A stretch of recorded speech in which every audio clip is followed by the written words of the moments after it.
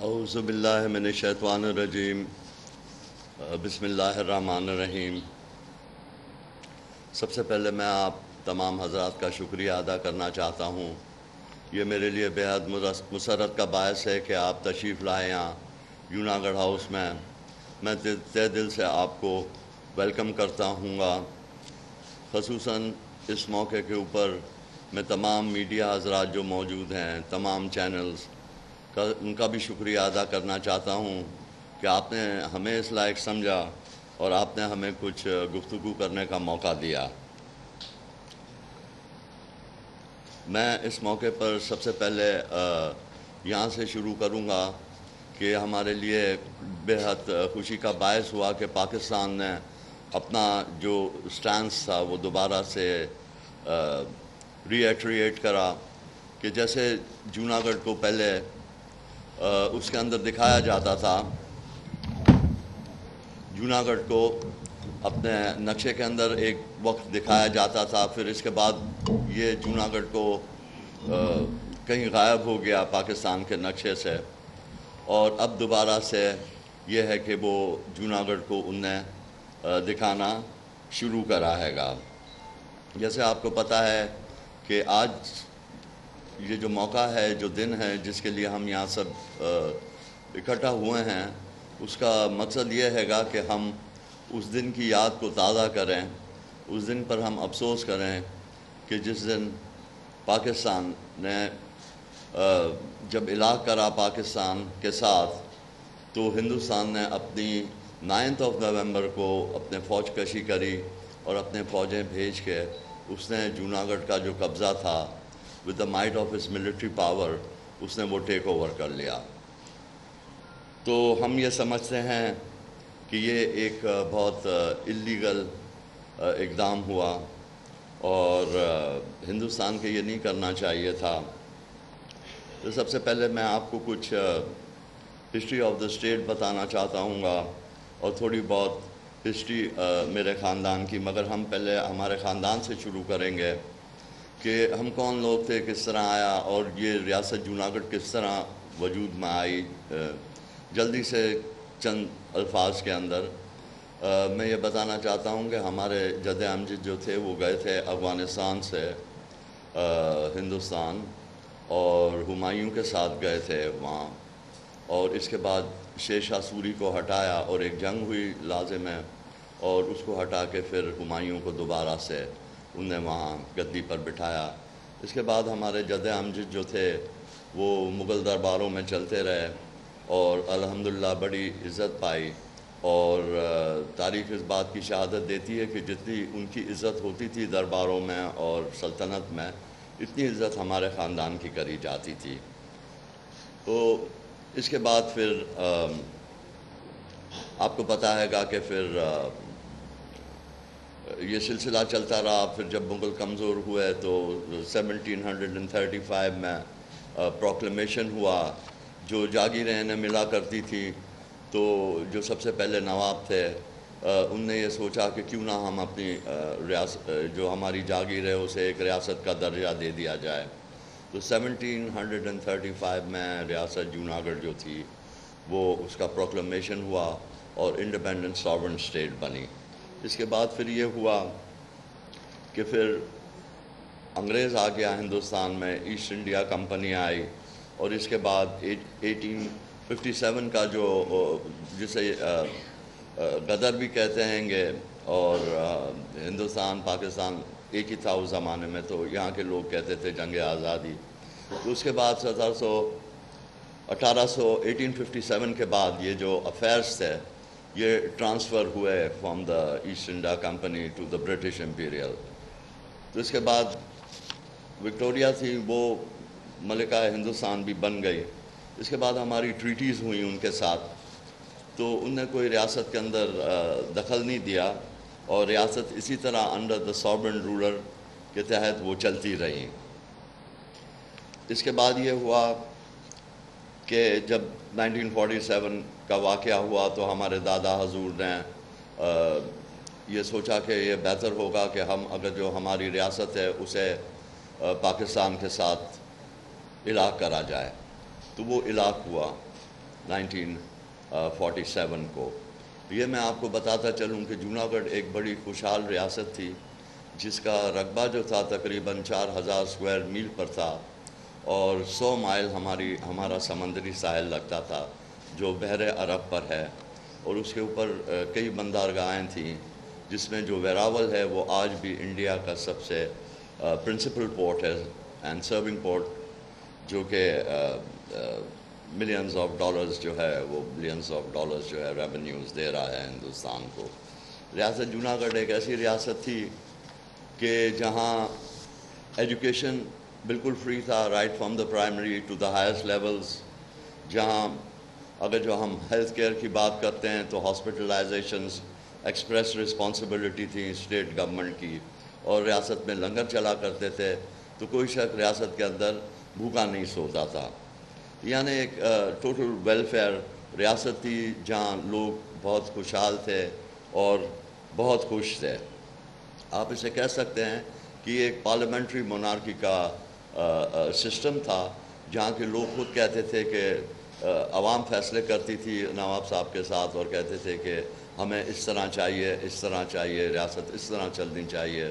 تو پھر وہ نوابین کہتے تھے کہ ٹھیک ہے جس طرح آپ چاہو گے, تو پھر وہ ان کی مرضی کے تحت چلا کرتی تھی. پھر جب پارٹیشن کی بات ہم کرتے ہیں 1947 میں تقسیم ہند کے, تو اس میں جب انڈین انڈیپینڈنس ایکٹ جو تھا وہ جب وجود میں آیا تو یہ میں آپ کو بتاتا چلوں کہ یہ انڈین انڈیپینڈنس ایکٹ آف 1947 جو تھا یہ ریٹیفائڈ تھا بائی دا برٹش پارلیمنٹ اور انہی کے بنائے ہوئے یہ قوانین تھے, اور اس کے اندر یہ نے رائٹس آف چوائس دیا تھا ٹو دا ساورن رولرز, گویا کہ وہ چاہیں تو وہ اپنی ریاست کو آزاد رکھیں یا وہ چاہیں تو وہ ڈومینینز اور پاکستان کے ساتھ اپنا الحاق کریں, یا اگر جو وہ چاہیں تو ہندوستان کے ساتھ اپنا الحاق کریں. تو میرے دادا حضور جو تھے ہز ہائنس نواب سر محبت خان جی اس وقت کے نواب تھے, تو انہوں نے اس بات کا فیصلہ کرا کہ ہم جو ہیں ہم پاکستان کے ساتھ الحاق کریں گے. اس میں یہ بات میں آپ کو واضح کرتا چلوں کہ اس میں کوئی شک نہیں ہے کہ تھوڑی سی اکثریت جو تھی وہ ہندو کمیونٹی کی زیادہ تھی, مگر ہندو اور مسلمان سب بڑی محبت کرتے تھے نواب صاحب سے اور آج بھی یاد کرتے ہیں. تو جو اسٹیٹ کاؤنسل تھی جو جس میں ریپریزنٹیشن تھا بوتھ دا کمیونٹیز کا, تو جب ان سے بٹھا کے ان کے ویوز معلوم کرے, ان کے سینٹیمنٹس کہ عوام کے کیا سینٹیمنٹس ہیں, عوام کیا چاہتی ہیں, تو ان نے یہی بات کری کہ نواب صاحب ہم آپ کو جانتے ہیں کیونکہ آپ کے جد امجد نے اتنے 100 سال ہمارے پر حکمرانی کری, اور ہم اپنا پورا بھروسہ آپ کو دیتے ہیں. ہمیں یقین ہے کہ جو فیصلہ آپ کریں گے وہ ہمارے اور ہمارے آنے والی نسلوں کے لیے بہتر سے بہتر ہوگا. تو پھر اس کے بعد اسٹیٹ کاؤنسل کا ایک وزن ہوتا ہے, تو پھر اس کا اوپینین لیتے ہوئے نواب صاحب نے پاکستان کے ساتھ الحاق کرنے کا فیصلہ کرا. اس کے بعد میں آپ کو یہ بتاتا چلوں کہ جب نواب صاحب 25 اکتوبر کو یہاں تشریف لائے, کیونکہ انسٹرومنٹ آف ایکسیشن جو تھا جو ایک معاہدہ تھا ریاست جوناگڑھ اور ریاست پاکستان کے درمیان, وہ 15 سپٹمبر 1947 پر اس پر دستخط ہو چکے تھے. تو یہ ہوا کہ نواب صاحب یہاں آئے تھے قائد اعظم رحمۃ اللہ علیہ سے بات چیت کرنے کے لیے. پیچھے سے 9 نومبر کو ہندوستان نے کیا حرکت کری کہ اس نے ریاست جوناگڑھ کا قبضہ لے لیا. میں سمجھتا ہوں کہ یہ جو اس نے حرکت کری اپنے فوج کے ساتھ, یہ against the norms and principles of all international law تھا, اور against the charter of the United nations, کہ جبکہ چارٹر آف یونائٹڈ نیشنز یہ کہتا ہے کہ کوئی بڑی ریاست چھوٹی ریاست پر قبضہ نہیں کرے گی اپنی فوج کشی کے ساتھ اپنے طاقت کے بل بوتے پر. تو یہ اس نے حرکت کری, تو اس نے سارے انٹرنیشنل لاز جو تھے اس کی دھجیاں اڑا دیں ہندوستان نے, اور اس نے کچھ نہ دیکھا. اس کا کہنا یہ تھا کہ کیونکہ اکثریت وہاں ہندوؤں کی تھی تو اس وجہ سے ہم نے قبضہ لے لیا. اگر جو وہ یہ بات کرتے ہیں تو پھر کشمیر کا کیا ہے؟ آپ دیکھیں کشمیر میں تو وہ نان مسلم تھا, وہ مسلمان تھا ہی نہیں وہاں کا جو راجا تھا, مگر اس نے ہندوستان کے ساتھ ایکسیڈ کرا, جبکہ اس کی عوام اس کے فیصلے کے خلاف کھڑی ہو گئی وہاں. اور وہاں ان کی ریاست میں بغاوت ہوئی، تو ہماری ریاست میں ایسا کچھ نہیں ہوا۔ تو بہرحال جب نواب صاحب یہاں تھے تو جب قائد اعظم سے ملاقات کے لیے تو یہ ہوا کہ ہندوستان نے اس کا قبضہ لے لیا، تو پھر نواب صاحب یہیں رہ گئے، پھر وہ پیچھے واپس نہیں گئے۔ میرے دادا حضور کا انتقال ہوا 1959 میں، اور اس کے بعد سرکاری سطح پر میرے والد محترم مرزائنت نواب دلاور خان جی کی دستار بندی کری گئی، اور جب ان کا انتقال ہوا تو پھر 1989 میں پاکستان سرکار نے میری آفیشیلی طور پر دستار بندی کری اور مجھے ریکگنائز کرا as the new Nawab of Junagadh, ان کی جگہ۔ میں اس موقع پر یہ بھی کہنا چاہتا ہوں کہ ہمارے ہز ایکسلنسی صاحبزادہ سلطان احمد علی صاحب جو ہیں، ان کا جو تعلق ہے یہ حضور سلطان باہو رحمۃ اللہ علیہ کے خانوادے سے ہیں، اور یہ آج کیونکہ اقبال ڈے بھی ہے تو علامہ اقبال کے ماشاءاللہ اسکالر بھی ہیں، اور یہ ان کی مہربانی ہے کہ ان نے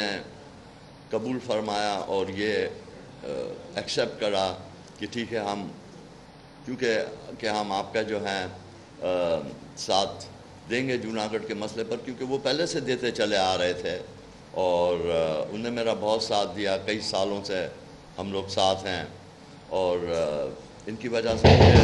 مجھے کافی مدد ملی کہ ہم جو ہے جوناگڑھ کے ایشو کو سروس کر سکیں۔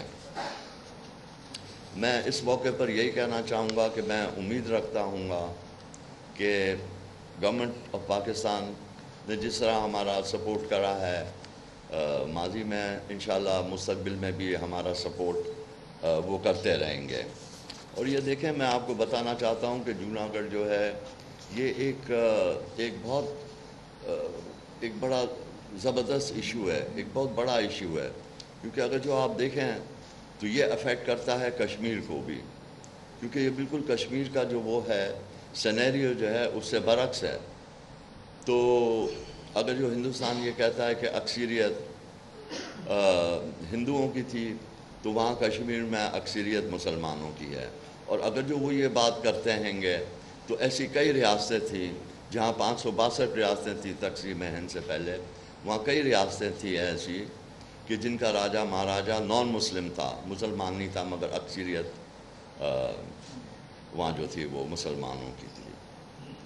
تو یہ بات بھی میں آپ کو بتانا چاہتا ہوں اس موقع پر کہ جوناگڑھ ایک بہت امیر ترین ریاست تھی، جہاں 562 ریاستیں تھیں۔ اگر جو آپ اس کو دیکھیں تو پورے پرنسلی آرڈر کے اندر وہ ریاست دوسرے نمبر پر نظام آف حیدرآباد دکن کے بعد سب سے امیر ترین ریاست تھی ان ٹرمز آف ریونیوز، اور یہ چھٹے نمبر کے اوپر پورا پرنسلی آرڈر جو تھا اس میں سب سے امیر ترین ریاست تھی۔ تو اللہ تعالیٰ نے ہر چیز کو نوازا تھا۔ آج بھی نیشنل جیوگرافک سوسائٹیز اور دوسری جو ہیں اینیمل پلانٹس اور ڈسکوریز وہاں کے جنگلاتوں کے اندر، کیونکہ یہ ہمارے یہاں بہترین جنگلات تھے اور یہ ایک بہت بڑا ٹورسٹک ریزورٹ بن سکتا تھا، مگر یہ ہے گا کہ پھر بندرگاہیں اللہ تعالیٰ نے دی تھی، پہاڑ دیے تھے، ہر چیز ہے گی وہاں۔ یہ بھی ہے گا کہ وہاں سونا بھی ہے پہاڑوں میں۔ تو یہ ہے گا کہ ہندوستان نے یہ سب چیزیں دیکھتے ہوئے یہ حرکت کری، اور ہم سمجھتے ہیں گے کہ ان لائٹ آف انٹرنیشنل لا یہ اس نے جو تھا اس نے ایک غلطی کری بہت، اور اس نے یہ کرنا نہیں تھا۔ تو اس کے علاوہ میں ابھی اس موقع کی نسبت سے یہ کہنا چاہوں گا کہ ہم چاہتے ہیں کہ ہم حکومت کو ریکویسٹ کریں کہ ہمارے لیے ایک جوناگڑھ ہاؤس جس کے اندر جوناگڑھ سیکریٹریٹ کا قیام ہو،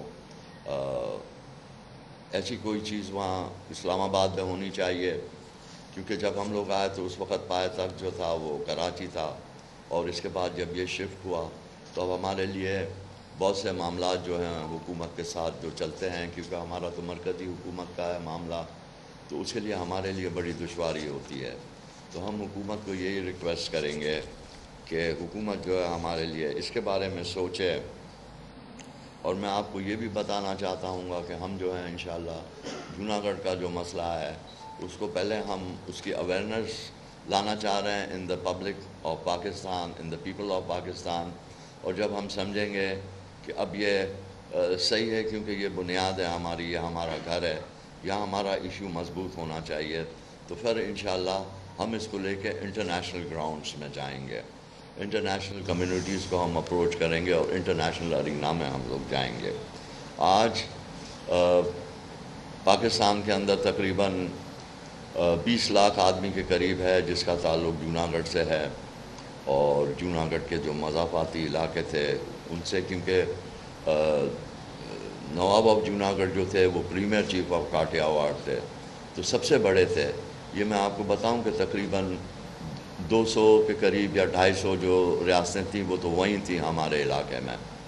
تو جوناگڑھ جو تھا وہ پریمیئر اسٹیٹ تھا وہاں کا، اور آج یہ اتنے لوگ ہیں، ہمارے لوگوں نے اتنی قربانیاں دیں، ہمارے لوگ گھر سے بے گھر ہو گئے، ہمارے لوگ دکھی ہو گئے. پھر اس کے بعد جو لوگ وہاں سے یہاں آئے ان نے پاکستان کی اکانومی کو بنایا، ان کی پاکستان کی انڈسٹری کو اسٹیبلش کرا. یہ پائنیئرز تھے پاکستان کی اکانومی میں اور پاکستان کی انڈسٹری میں. تو ہماری بڑی جو ہے قربانیاں رہی ہیں پاکستان کے لیے کہ پاکستان آج الحمدللہ ایک بہت اچھی ریاست بن گئی ہے، اور پاکستان کے اندر وہ اسٹیبلش ہو گئی اس کی اکانومی، اس کی انڈسٹری، اور آگے انشاءاللہ اور بھی ہوگی، اور بہت زیادہ پوٹینشیل ہے. تو انشاءاللہ ہم دیکھنا چاہتے ہیں کہ انشاءاللہ پاکستان اور ترقی کرے. اور اس کے ساتھ ہی میں آپ تمام حضرات کا تہ دل سے شکر گزار ہوں گا کہ آپ لوگ پھر دوبارہ سے تشریف لائے. ہمارے جوناگڑھ اسٹیٹ کاؤنسل کے ممبر ہیں جو بہت بڑے پیمانے پر سوشل ورک کر رہے ہیں. جناب حاجی انیس طیب صاحب بھی یہاں موجود ہیں. یہاں ہمارے اسٹیٹ کاؤنسل کے ممبر اقبال قریشی صاحب بھی عبداللہ بلڈر سے ان کا تعلق ہے، وہ بھی یہاں موجود ہیں.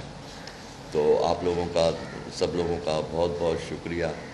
میں ایک دو لوگوں کا ابھی اناؤنس کروں گا کہ جن کو ہم ایڈوائزری کاؤنسل میں لینا چاہ رہے ہیں. اس میں عبدالقادر سراج صاحب ہیں گے، اور جناب میگانی صاحب ہیں، اور جناب مدنی صاحب ہیں. تو اس کے ساتھ ہی آپ تمام حضرات کا بہت بہت شکریہ، اور امید رکھتا ہوں گا کہ جس طرح آپ کے چینل نے اور آپ حضرات نے ہمارا ساتھ دیا ہے، انشاءاللہ اسی طرح آپ ہمیں موقع فراہم کرتے رہیں گے تاکہ ہم جو ہے جوناگڑھ کے ایشو کو ہم لوگ زیادہ پرموٹ کر سکیں مستقبل کے اندر. کوئی بات ہوئی تو تھینک یو ویری مچ. جی House is open for questions. Yes sir, please.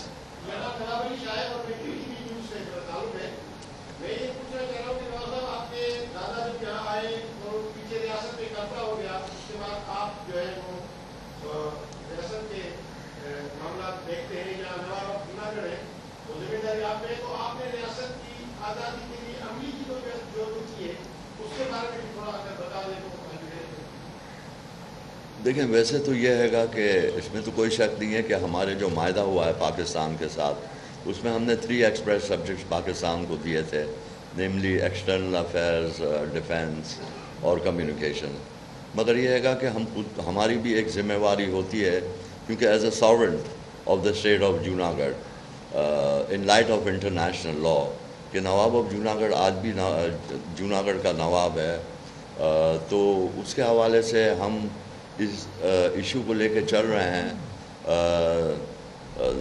1985 سے. اس سے پہلے میرے والد صاحب لے کے چل رہے تھے، اس کے بعد 1985 سے میں لے کے چلا ہوں نواب صاحب کے ساتھ، والد صاحب کے ساتھ، جب تک کہ نواب صاحب کا انتقال ہوا. پھر اس کے بعد یہ ایشو کو میں نواب صاحب کے انتقال کے بعد میں لے کے چل رہا ہوں گا. اور ہماری سب سے پہلے تو کوشش یہی رہی ہے کہ ہم جو ہے ابھی ہم پہلے سٹیپ پر ہی ہیں کہ ہم جو ہے اویئرنیس پیدا کریں پاکستان کے لوگوں میں، ان کو بتائیں کہ دیکھیں یہ ہمارا ایشو ہے. اور یہی زندہ قوموں کی نشانیاں ہوتی ہیں کہ ان کو پتہ ہونا چاہیے کہ جو ان کا ملک ہے ان کی سرحدیں کہاں ہیں، کہاں تک کہیں گی، اور کون سے آپ کے جو ہیں آپ لوگوں کے، پاکستان کے یعنی ہمارے رہنے والے لوگوں کے کون سی آپ کے لیگل ایشوز ہیں گے. تو جو میرے سے ہوا میں نے کرا، مگر میری ریسورسز اور میرے معاملات بہت لمیٹڈ تھے، مگر جو بھی تھا اس کے حساب سے میں لے کے چلا، اور الحمدللہ آج آپ کے سامنے ہیں.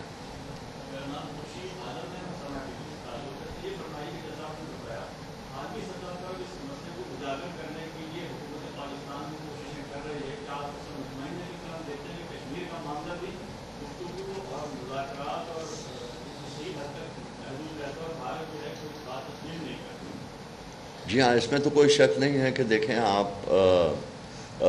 کشمیر کے اوپر میرے خیال سے 1-2 سے زیادہ ریزولوشنز آئے ہیں یونائٹڈ نیشنز نے جو دیے ہیں کشمیر پر، مگر یہ ہے گا کہ ہندوستان ان کے ریزولوشنز کو ایکسیپٹ نہیں کر رہا ہے. وہ دیکھیں ایک اوپینین تو دے سکتا ہے گا یونائٹڈ نیشنز، مگر وہ اس کے پاس وہ میرے خیال سے اتھارٹی نہیں ہے کہ وہ اپنے اوپینینز کو ایکسرسائز کر سکے. تو وہ اس نے جو اوپینینز دیے ہیں وہ تو بالکل ہندوستان کی پالیسی اور اس کے مزاج کے خلاف دیے ہیں گے، کیونکہ وہ تو کہتے ہیں رائٹ آف سیلف ڈٹرمنیشن لوگوں کے پاس ہونا چاہیے. تو وہ ایکسیپٹ نہیں کر رہا ہے اس بات کو.